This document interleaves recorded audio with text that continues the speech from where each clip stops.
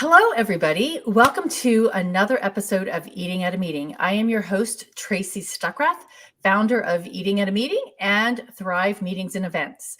And here on Eating a Meeting, I talk to experts in all facets of food and beverage to teach us all about safe, sustainable, and inclusive food and beverage experiences. And this month, for the month of March, and we've got 2 more days left, I am focusing on Women's History Month, women who are making history in food and beverage. And if you haven't listened to them, download them on any of your favorite podcast platforms. I've got 2 for you today at 12 and then again at 2. But some fabulous women from across the world that are doing some wonderful things. And then also check out 2020 and the 2021 list of women as well. But on today's show, I am excited to introduce you to Chef Elizabeth Johnson. She is the owner-operator of Pharm Table restaurant in San Antonio, Texas. And I have to say, Pharm Table is spelled Pharm. And I got to meet her and eat her delicious food. Was that last September, November? October, I think. October, last fall. When La Dame Escoffier had their annual conference in San Antonio, and I did a food tour, and Elizabeth's restaurant was the very first one. So welcome to the show. Thank you for having me. Thank you for having these important conversations, and thank you for celebrating all the wonderful women you were just talking to me about with your Women History Month. So I'm honored to be a part of it. Thank you so much. Oh, you're welcome. I'm excited about what you're doing, and it's got Ayurvedic properties, or Ayurvedic practices is what you do. So tell people what Pharm Table is and what inspired you to do it. I'm going to get my words out today. So Pharm Table for me is a synonym for culinary medicine. And it is like so many things in life, when you choose a particular when you choose to practice something like Ayurveda, it's really, it's a lifestyle. And so for me, Pharm Table is a lifestyle. It's a way of eating. It's a way of honoring my body. It's a way of honoring my clients' bodies. It's a way of honoring the earth and being a good steward and being part of the solution and not part of the problem. Because we know that food, actually, even though it feeds us and it nourishes us, it creates a lot of our global problems that we have, both from an environmental point of view as well as from a health point of view. And I think COVID has exposed a lot of the dangers that we all were living in, or that we exist within, when it comes to food and beverage and preventative medicine and pre-existing conditions and all the things that either make us balanced and whole, or they expose us to sickness, disease, and global pandemics. And you were an instructor at the Culinary Institute of America there in San Antonio, and you left that job to start Pharm Table. I did. I came back. I was not born here in Texas, but my family is from Texas, and I left upon completing high school and went to college, and I thought I'd never come back. And I came back in 2007, at the end of 2007, to take a job at the Culinary Institute of America in San Antonio. And it was at that point the third campus that the school was opening. And the whole point of opening a campus in San Antonio was to offer people who are primarily of Hispanic descent and who don't have who might not have had the opportunity to travel all the way to New York, that the opportunity to study. So to establish a school in an urban environment, because neither of the other 2 U.S. Campuses are in urban environments. They're very much in destination spots.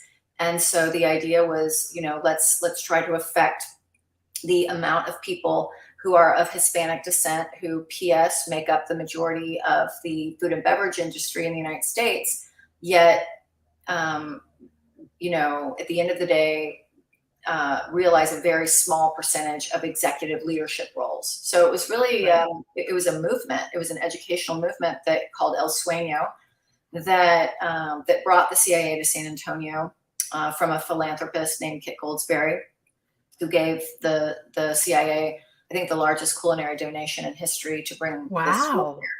And so when I was hired as a Latin cuisine specialist, and my job was to help codify the cuisines of Latin America so that we could create a a set structured curriculum for all the campuses. And it's what Escoffier did for French cuisine, they wanted our team to do for Latin American cuisine.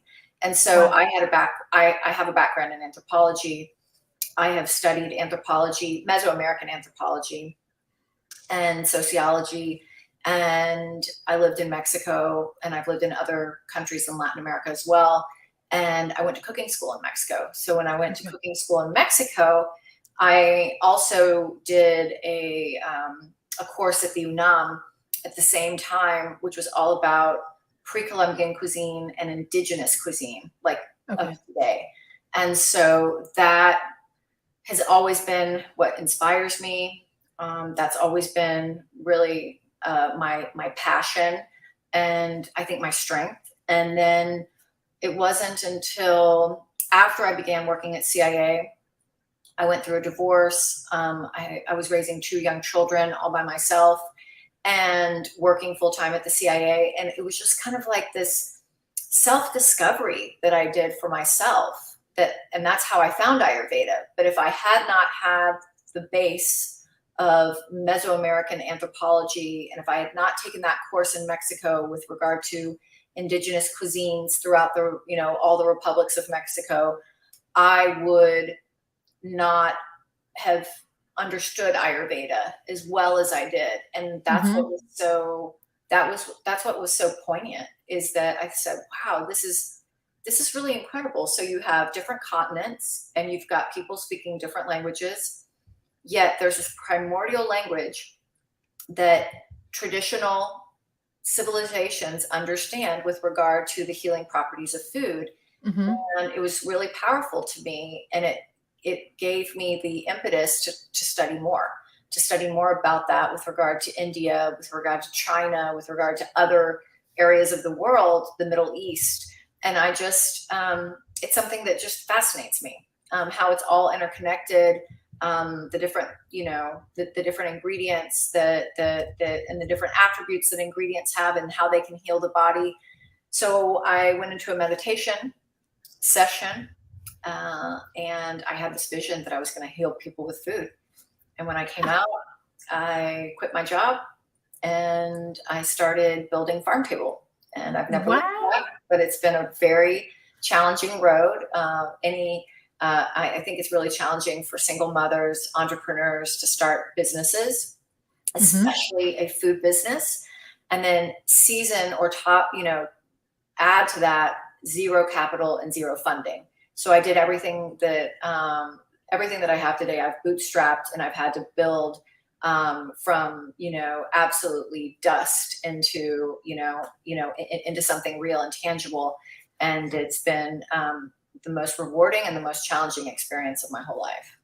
Wow, that's amazing. I think I read somewhere you had $525, Five hundred. in $500.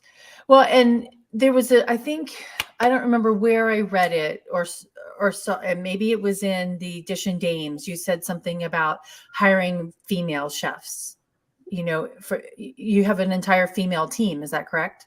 It's not entirely female. I mean, I wouldn't want to be prejudiced, Right. but I would say that probably 90%, 85 to 90% of our culinary team is female, and that's actually, it's not necessarily by design. It's just kind of organically turned out that way. Now that we have a larger restaurant and we've grown to 2 services, we've, I mean, staffing has been an issue. So, I mean, I don't prejudice against anyone. As long as somebody has a great attitude, they Right. believe in our mission and our vision. I don't care whether they're male or female or they're transgender. I don't really, that doesn't matter to me. So we try to be as inclusive as we can be to all people, regardless of their sexual orientation or how they view themselves. It's really all about attitude, but there's a natural diversity that I think defines our cuisine, and it defines our food philosophy, and it carries over into our staff and our team, and that makes me really happy. Yeah, that's really interesting, because women in the kitchen, I think it's a natural thing that we do, but at the same time, we need to, I don't even know what I'm trying to say, but open those doors. But women in the kitchen is something that we see normally, but not necessarily actually in restaurants as well. And that's been a conversation, in society across the board. But I like the fact that it's there, and who's being drawn to your restaurant. Although when I was there, you were saying that you've got these guys that come to town, they're your customers, and you've got these big football player type guys that are coming to eat at your restaurant. Yeah, we again, we try to be as inclusive as possible, Right. but it is interesting. I'm seeing a lot of, it's a trend that I'm seeing more of. Mm-hmm. Our demographic is more slanted towards females than males, just because of the kind of cuisine that we cook. But more and more males are coming to the table and wanting this kind of wanting to practice this type of eating philosophy, and because they see the results, they feel good, and I think that's what it's all about. I think there was something that you had said when we were there about, after a night out, some of them will come in there and it can help counterbalance being that night out or something. I don't remember what that was, but. Oh, sure. But I mean, Yeah. I also have people who battle rheumatoid arthritis, or Mm-hmm. they have autoimmune issues that they have to deal with on a daily basis, or Mm-hmm. they're going through cancer treatment, or they have the genetic coding for cancer or for other heart diseases, and so they're trying to be more preventative. It is a mixed bag. There's other people who just love the way the food makes you feel, Right. and they come back time and time again. I get a lot of people who are traveling because we are so close to the downtown area, Mm-hmm. and the tourist hub, and I'll get people who come back, numerous times, because they've been traveling, and as we all know, traveling can be very depleting and Mm-hmm. get us out of balance. And really, the focus of what we do is bringing the body back into balance and trying to have the most responsible footprint that we possibly can with regard to our physical environment and our community. So if I was to come in there and tell you I had rheumatoid arthritis or I was going through cancer treatments, would your staff be able to, or you say you should eat one of these things, or it's just the food in general? We have to be so careful about what we do these days. And that's been something that I've struggled with now for 6 years that I've had the restaurant. Mm-hmm. It's not normal to run a restaurant and then have people coming in wanting you basically to heal them. Right. And to be giving them counsel, which it really is a different service. So I offer, I gratuitously offer all my contacts to people when they approach me and they say, hey, I'm having this problem. I just give them my Rolodex. I say, here's all my contacts. Here's who I use for Ayurvedic consultations. Here's who I use for acupuncture. Here's who I use for massage. Here's who I use for yoga and physical therapy and those types of things. But I try not to diagnose anybody. Right. I've instructed my staff not to diagnose anybody and to refer them to our list of contacts. But you just have to be very it's the answer is no for so many reasons, because we're running a restaurant. Right. And if we You're not a medical do doctor. that with somebody, then somebody's not getting water, or they're not getting their food, on time or hot, etc. So we really have to focus on, when we're in service, we really have to focus on giving the best customer service to our clients, and then creating the resources by which we can share and create community. But definitely try not to diagnose anybody. Well, and that's kind of hard to do as well. And food is different for every single person as well, right? How you Well, do that's that. the beauty of Ayurveda. Mhm. Something that can be really wonderful and nourishing and healing to me might not be nourishing and healing to somebody else. That's why I think Ayurveda is so powerful. And I come to it again and again, is that it's like when we go shopping, none of us go to a one size fits all store, and we don't just buy this one size fits all. Some people are small, some people are an extra small, some people are medium, some people like yellow, some people like blue. I mean, it's just, it has to be customized. And so that's why I really believe in the power of Ayurveda, because I believe that nutrition has to be a customized solution for each person. And it has to deal with stress, and it has to deal with what chapter of your life you're in. Are you in menopause? Are you in perimenopause? Have you just given birth? Have you just gone through a trauma? I mean, all these things are going to affect our body, and the cortisol, which is inside of our bodies, or the vagus nerve, which is connected to every major organ in our body. So I just try to create a relaxing environment for people to come and like find refuge, So I select the music. I have lots of plants. I try to make it a real destination for people. So even if they haven't left the city, or even if it's just for an hour, I want them to be able to come and relax. And I feel like that's the service that myself and my staff can provide to people. We can nourish people if we can get them to relax, and if we can get them to breathe. And I know you've read the mantras, but breathing is so underrated, and people might roll their eyes and be like, oh yeah, I breathe. But really, truly, if you want to digest your food, eating is a sacred activity. I have my cat Bella just jumped in my lap. Hi, Bella. But eating is it's a sacred activity. And the more we think that we can multitask, and we can eat in front of a computer, and we can eat in the car and all this stuff, all we're doing is damaging ourselves. Because I often tell my patients, my clients, that I can source and grow the best quality organic food.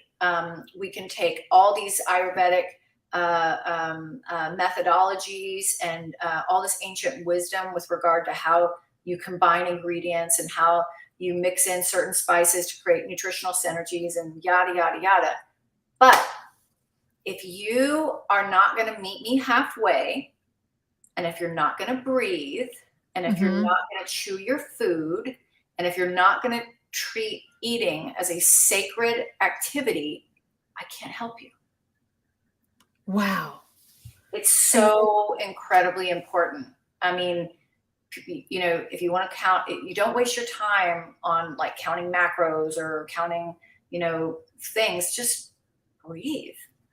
Because if you understand the physiology of the body, you understand what cortisol and stress does to our heart and our lungs, and then, shortness of breath, and what that does, what the trickle down effect is on every single organ inside our bodies, you would understand why so many people have illnesses that at the end of the day are linked to food, or their inability to absorb nutrients, or their inability to fully metabolize things and eliminate things, and then toxins go, growing in the body.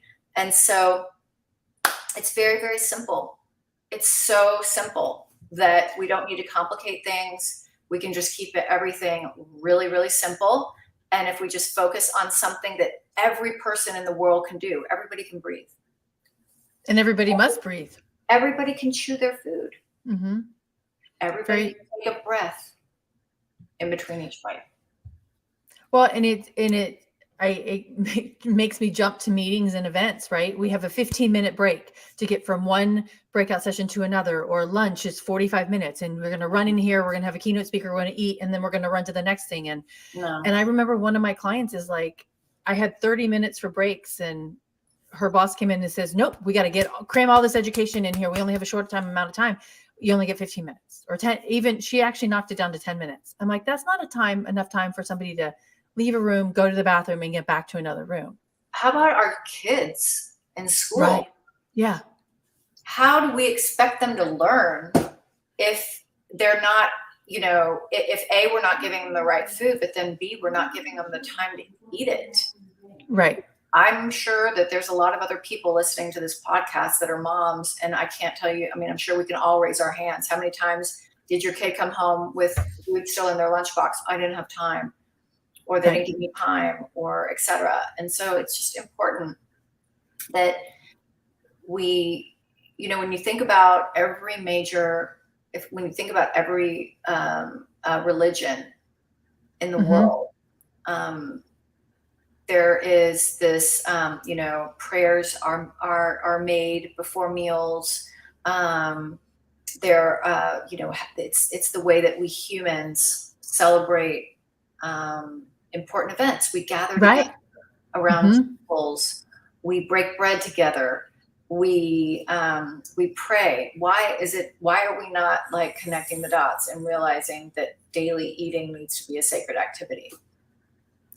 I love that thought process, is because and I did a presentation a couple of weeks ago, and somebody just retitled an article of mine, but food and beverage with purpose, or purpose-driven food and beverage. And we really need to think about what is the purpose of the food that we're putting in our bodies, and how can it help us?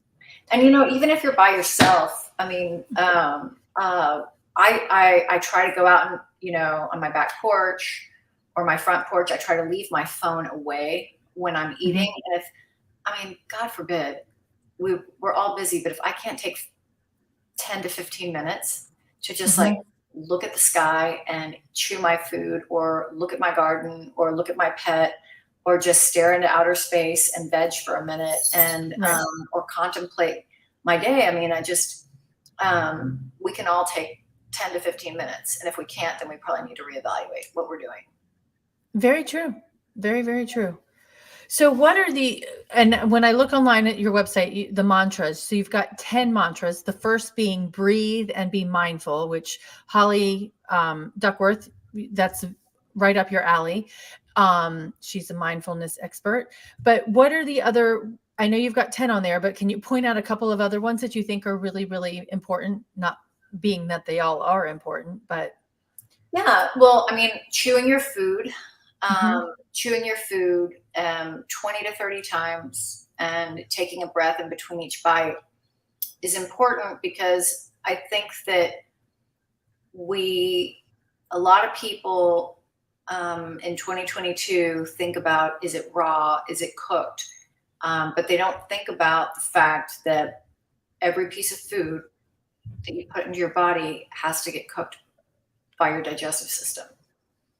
And it has to be broken down by your digestive system. So if your body is like an ATM machine, and if you only have a finite amount of money or energy, think about it, that every single time you eat, if you're having to shell out money, and you're never able to replete, or replenish the ATM machine, then you're going to end up being depleted. And so I think that we, everybody's mother or grandmother probably remembers them telling, somebody along the way in your trajectory probably told you to slow down, eat your food more slowly.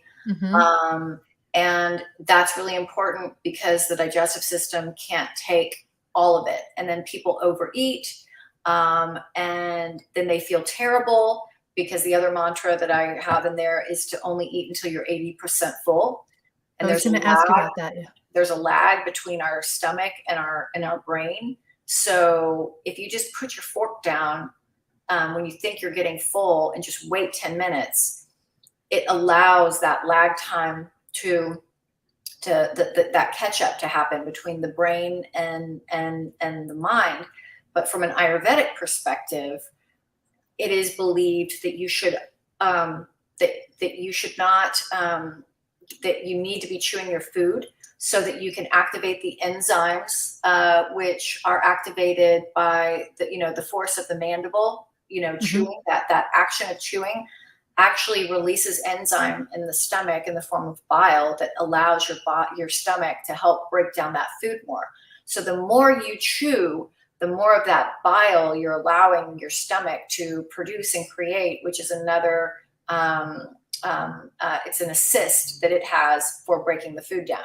So the other thing is that going back to the not overeating part, I get so many people that come to me and they're like, I want to lose weight. And I'm like a bottomless pit and I'm always hungry. And so I always point them to, hey, just start chewing your food. Because if you chew your food, you're going to notice that you're more satiated and you're more satisfied with your meal, and you're not going to overeat, and you're going to be satisfied with a smaller portion of food than if you just shovel everything down. You're going to eat more. Just the same way, if you're standing up, then your stomach is almost like elongated. If you're sitting down, your stomach is squished a little bit more. And so you're going to be full with less food when you're sitting down rather than when you're standing up. But going back to the whole digestive piece, one of the mantras is to eat until you're 80% full. And so the idea is that you maintain a 30% balance of air, food, and water in your gut.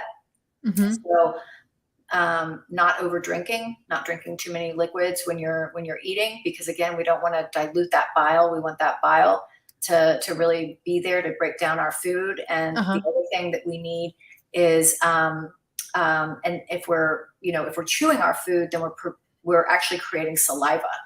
And the saliva is also really important in helping us to not be super thirsty. So all you have to do is just go to different parts of the world where nobody drinks iced beverages while they're eating.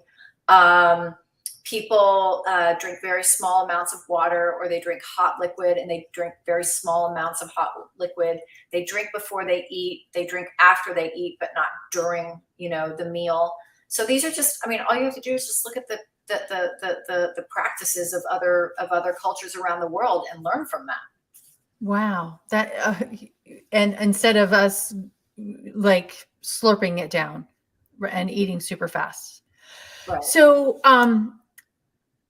this is all so amazing. And how have you seen, the culinary world react to what you're doing? I know I read somewhere is like, you're the only, Ayurvedic restaurant of your, in the country that you know of, right? Of your type. I don't know. I wouldn't say that I'm the only Ayurvedic restaurant in the country, but I can tell you that in our area, there's not another restaurant like ours in the area. And I like to describe our cuisine as plant forward. Okay. I do not like people labeling our cuisine as vegan. There are vegan dishes on our menu. A huge proportion, an overwhelming majority of our menu is going to be vegan. But I feel like that word is almost like a 4-letter word. I think it has a lot of. I don't like it because it carries with it these preconceived notions that people have about people who eat that way, or that food not being good, or that food lacking something, or and the other thing that I don't like about it is that I don't believe that every single person in this world should only consume a plant-based diet. And the reason that is that Ayurveda teaches us that we're all different. So Mhm. my children, my male children that are 16 and 17 years old need to eat a certain way. Myself and my fiance, we eat a different way because he's male and he's 6'3", and he's got a certain constitution, and I'm 5'6", and I have a different constitution, and I'm mid 40s. So and I'm eating differently in my mid 40s than I did in my early 20s. So I am all about having a place at the table for everyone. And I'm not about, mandating or telling people you have to eat this way. No, all I say is please eat to your body type, educate yourself, figure out what your constitution is, and then follow some basic guidelines on how we actually consume so that we can free up all those nutrients and so that our body can actually absorb them. That's really what I try to focus on. But we have meat, we have beef, chicken, fish, all that are eggs, all that are regeneratively farmed. We have, Okay. we try to really focus on regenerative farming methods at the restaurant, but I do not like, focusing on just a plant-based diet, because I believe that that people are different and everybody has to eat a different way. That said, I do think that we focus on plants, and that's why I like to call what we do plant forward. No, I love that terminology. And my friend Jim also says whole food plant based, Yeah. right? Mhm. Instead of, a lot of the things that we rely on prepackaged items Well, that have, yeah, and getting back to that, sorry to interrupt you, no, because I know we're going to be running out of time. But one other mantra that I have is to remove the major culprits of inflammation in the modern day diet, which is wheat, dairy, sugar, processed foods, and too much animal protein. And so what we do is we have smaller portions of animal protein because they're not the protagonist. The plants are the protagonist. But then we weave in anti-inflammatory superfoods like citrus juices, like lemon juice instead of vinegar, turmeric, ginger, and then our spice library that allows us to create nutritional synergies, which allows us to really harness the medicinal components of all these amazing botanicals that are uh-huh. really the basis of all of all pharma and Hmm. all Western medicines. So it's taking a step back and getting back to these wonderful botanicals so that we can educate and honor them for all the healing properties that they give to us. I'm going to post I was looking for that photo of your wall, and I'll post it later to share with people this spice wall. It's so pretty. When you walk in, it's just right in front and center there. It's beautiful. I'm a visual learner, so I Yeah. need to have things like in front of me in order for me to be inspired by them and for me to be creative and all that. Well, it is very, very inspiring. So, because it is Women's History Month, so what words of wisdom has your mother, your grandmother, or any other person in your woman in your life given you? Well, funny enough, both my mom and my grandmother were both entrepreneurs in the restaurant industry. So Oh, I have wow. two Okay. really great examples of women entrepreneurs. And my mom really instilled in me my work ethic. So my mom was a single mom, raised 4 children by herself. So every time I started to feel sorry for myself with 2, I was like, well, mom did it with 4. So what am I complaining about? Um, but no, I mean, I watched my mom run a successful catering company and build it from the ground up, much in the way that I created my own company. I would spend countless hours growing up with my grandmother because my mom was working, and my grandmother would take me to any number of their restaurants, and I would watch the way she interacted with management. I would watch the way she interacted with customers. I would sit in her office while she wrote out handwritten responses to comment cards that were left in the Wow. restaurants. And I mean, to this day, I mean, I respond personally to pretty much every review, good or bad, that we get. And I kind of always I guess my grandmother instilled that in me, understanding that the customer is always right, but also at the same time, really trying to put staff first, and thinking about operationally what types of changes and executions, how those impact staff. So I feel like I've, have so many great examples of female entrepreneurs, at least in my, own nuclear family. And Right. I'm very grateful for that. That's awesome. So what does safe, sustainable, and inclusive food and beverage mean to you? I think that number one, we've got to think about what our carbon footprint is as a company, and as a community partner. We have to think about how we are helping to educate our consumers and our clients, so that we can have a more responsible footprint, so that we can be better stewards. Unfortunately, there is,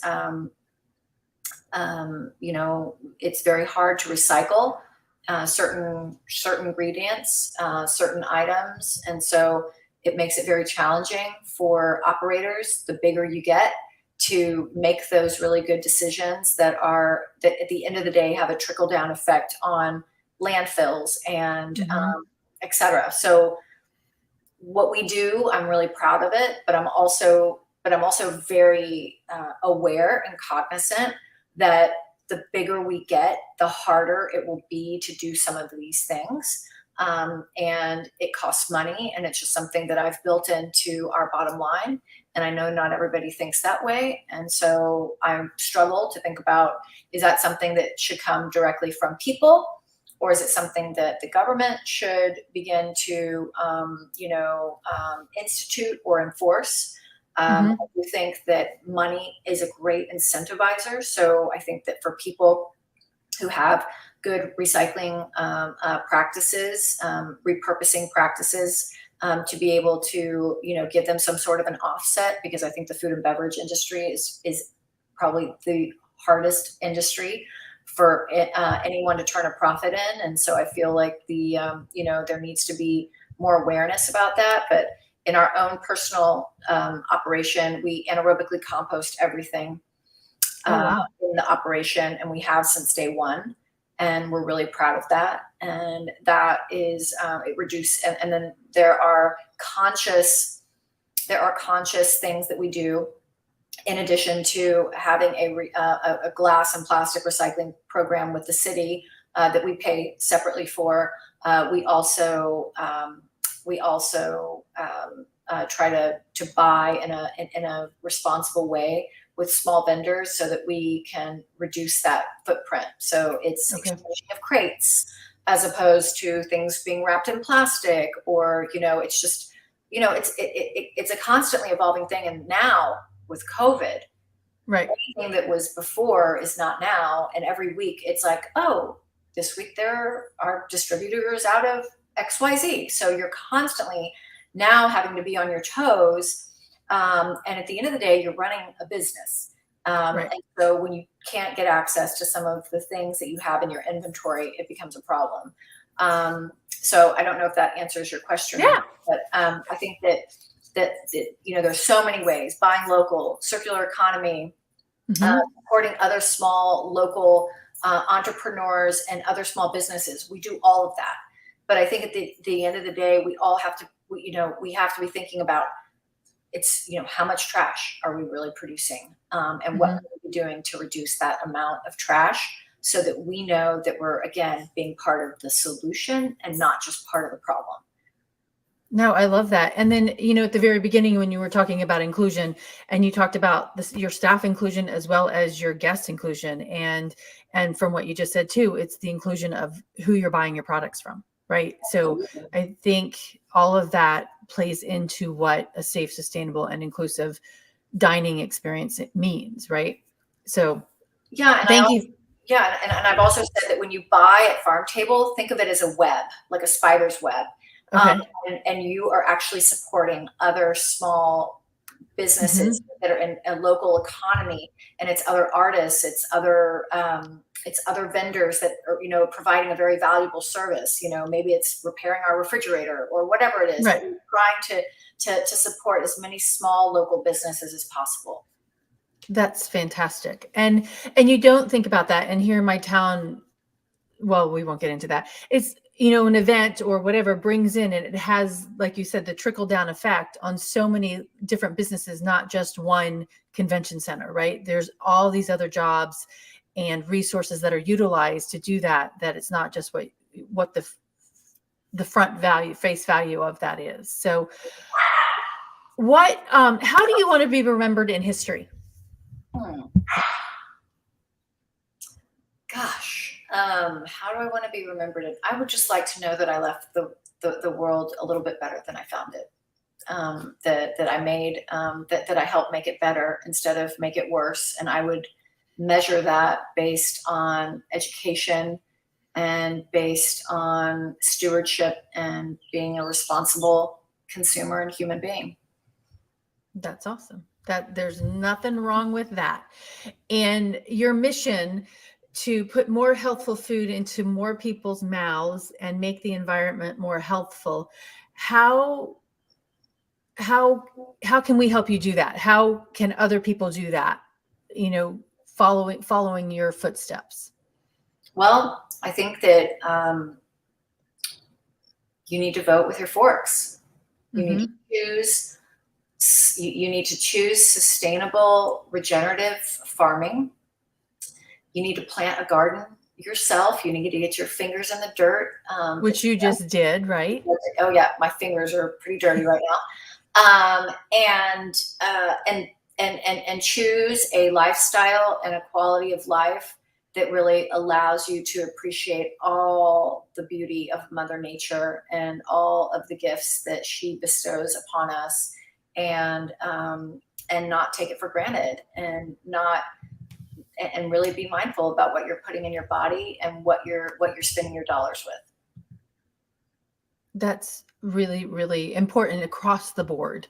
And um, I think everybody can, even if it's not full fledged, just one little thing you do can help, right? Every little bit, every Yep. little bit helps. So, is there any other parting words of wisdom that you have for other women in the food and beverage industry as one that's leading the way and making her own mark? I think that having a tribe is really important, and I know that as you mentioned, I'm a member of several groups, and it's been nice having being part of La Dames over the last 10 years, because it's allowed me to create relationships with other women that have been there, done that, and they can give me really great advice, and they can be kind of like a Dutch aunt or a colleague or a mentor. And so I think that choosing mentors and not feeling like you're all by yourself, reaching out to other businesses, even if you think that they might even be a competitor. I mean, really forging relationships, and trying to be as solution based and oriented as possible. I mean, at the end of the day, I think that most cities that I've been in, or regions, the food and beverage industry, again, it's such a hard industry to be in, that we really kind of band together like a family, and we really take care of one another. And so I think that's super important, is that we all help one another out. That's awesome. Okay, so this is your last question. If I was going to come into your restaurant, what's the your favorite thing on your menu? So my favorite thing at the restaurant is not on the menu, and it is something that they joke is a chefy bowl. They call it the chefy bowl. And I'll tell the kitchen, hey, make me a chefy bowl. And it's usually rice, and then I have them put some of our ceviche, Okay. made to order fresh ceviche on top, or some of our beet stained salmon gravlax. some avocado, and then they take a little pinch of basically every single thing that's on the line. And they put it on there. And then as I'm eating, I'm also tasting the lime. Wow. And it works. Well, interesting. So we can't ask for the Chefy Bowl. They won't make that for everybody. They might. The other thing I eat every single day is khichdi. And khichdi is just like the chicken soup of Ayurveda. And I feel like it keeps me really healthy. And I think that there's a lot of wonderful wisdom in something as simple as beans and rice. But it is incredibly nourishing. It provides protein, and it's also great for your body. So, and it tastes great. So why not do it? Right. Exactly. Well, thank you so much, Chef Elizabeth. Everybody, thank you for having me. It's been a pleasure. Thank you for keeping up with all my animals, dogs in the background, making a cameo appearance. So thank you. All is good. And stay with me once we're ended here. I want to chat with you about one more thing. But everybody, thank you so much for tuning into the Eating at a Meeting podcast. We're live here every single Wednesday, chatting with women just like Chef Elizabeth, who are doing fabulous things in food and beverage. Check us out on all podcast platforms as well. Those drop every single Tuesday.